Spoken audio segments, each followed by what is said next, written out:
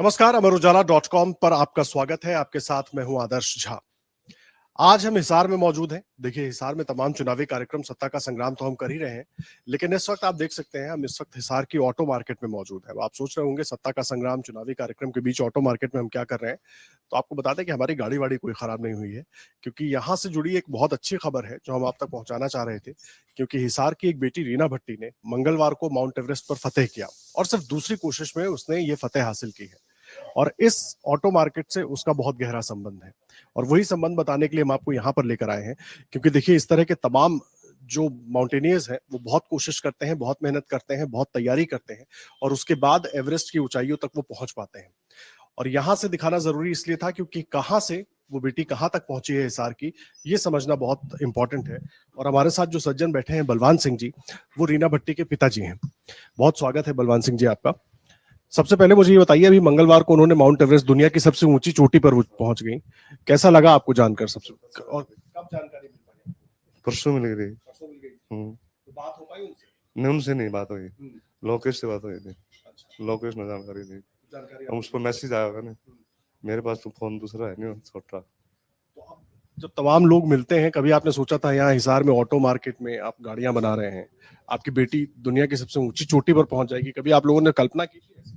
ये तो था ही हमारा समझ में था, ये तो भाई हमने शुरुआत करी है तो इसीलिए करी थी भाई, नाम कमावा बेटे गांव का और देश का। तो कब रीना को लगा कि वो माउंटेनियरिंग करना चाहती हैं, पहाड़ पर चढ़ना चाहती हैं? कब आप लोगों को भी लगा कि हाँ, उनमें वो अमरनाथ यात्रा शुरू की थी, उसके बाद शुरू करी। तो ये उन्होंने ये इच्छा जाहिर की थी, आप लोगों को लगा कि नहीं, वो अमरनाथ गई थी नहीं, जब जब पूछ के गई थी मेरे से, बस भाई इतना ही पूछा, मैं जाऊँ ना जाऊँ, मत जा, रास्ता नहीं भटकना, बस यही बात थी मेरे गांव का नाम रोशन।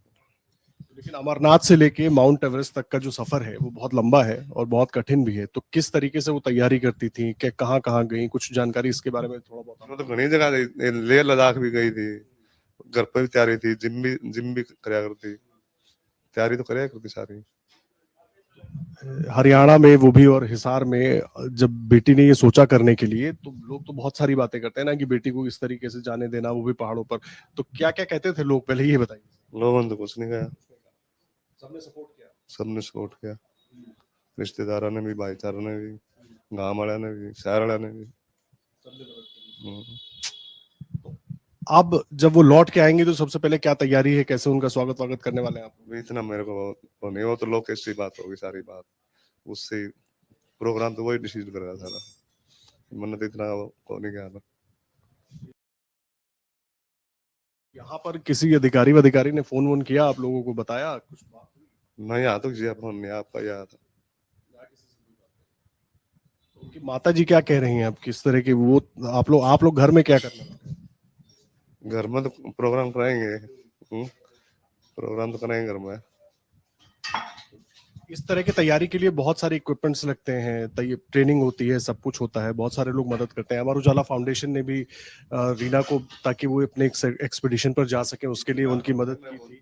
लेकिन और क्या क्या किया? कहाँ पढ़ाई लिखाई को लेकर तमाम चीजें? पढ़ाई लिखाई तो गाँव में करी और हिसार में, पहले गाँव में करी, फिर हिसार में।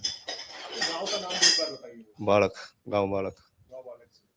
देखिए, गांव बालक से निकली लड़की माउंट एवरेस्ट की सबसे ऊंची चोटी पर पहुंच गई है। और बलवान सिंह जी को आप सुन रहे हैं, और बड़ा महत्वपूर्ण है इसको सुनना, क्योंकि रीना जिस कोशिश के तहत वहां पहुंची, और सिर्फ खुद के लिए नहीं, बल्कि दुनिया भर में और देश भर की तमाम ऐसी लड़कियों के लिए जिनको शायद कई बार सुविधाएं नहीं मिल पाती, या जिनको लगता है कि सुविधाओं की वजह से वो आगे नहीं बढ़ पा रही हैं, उनके लिए वो प्रेरणा बनी है, प्रेरणा की स्रोत बनी है।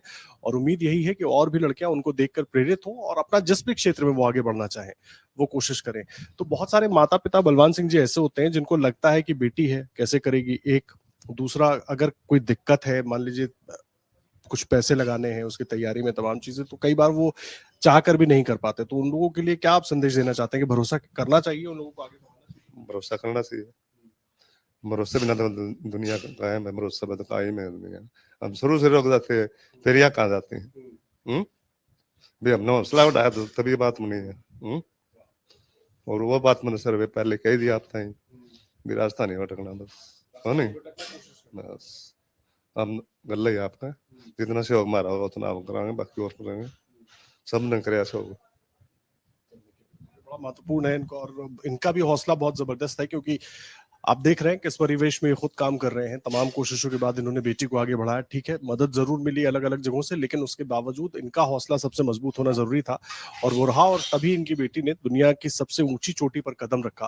पहली कोशिश में वो नहीं कर पाई थी, बहुत नजदीक जाकर, क्योंकि ऑक्सीजन उनके सिलेंडर में खत्म हो गया था, उन्हें मजबूरी में वापस आना पड़ा। लेकिन दूसरी कोशिश में उन्होंने माउंट एवरेस्ट पर फतेह कर लिया है। अमरउजाला.com पर रीना की कहानी हम आपको इसलिए सुना रहे थे ताकि जो तमाम लोग इस कहानी को देखें वो इससे प्रेरित हो, और जहां भी उनको जीवन में मुश्किलें नजर आती हैं उससे वो पार पाए और उससे आगे निकले। फिलहाल के लिए बहुत धन्यवाद। आप अमरउजाला.com पर बने रहिए। धन्यवाद। एग्जिट पोल 2024 1 जून शाम 6 बजे से, लोकसभा चुनाव के नतीजे 4 जून सुबह 7 बजे से। देखिए चुनाव नतीजों से जुड़ी हर खबर सबसे पहले, सबसे सटीक, केवल अमर उजाला पर। अमरउजाला.com। अगर आप ये वीडियो YouTube पर देख रहे हैं तो हमारे चैनल को सब्सक्राइब करें और बेल आइकन को दबाना ना भूलें। अगर आप Facebook पर ये वीडियो देख रहे हैं तो हमारे पेज को लाइक करें।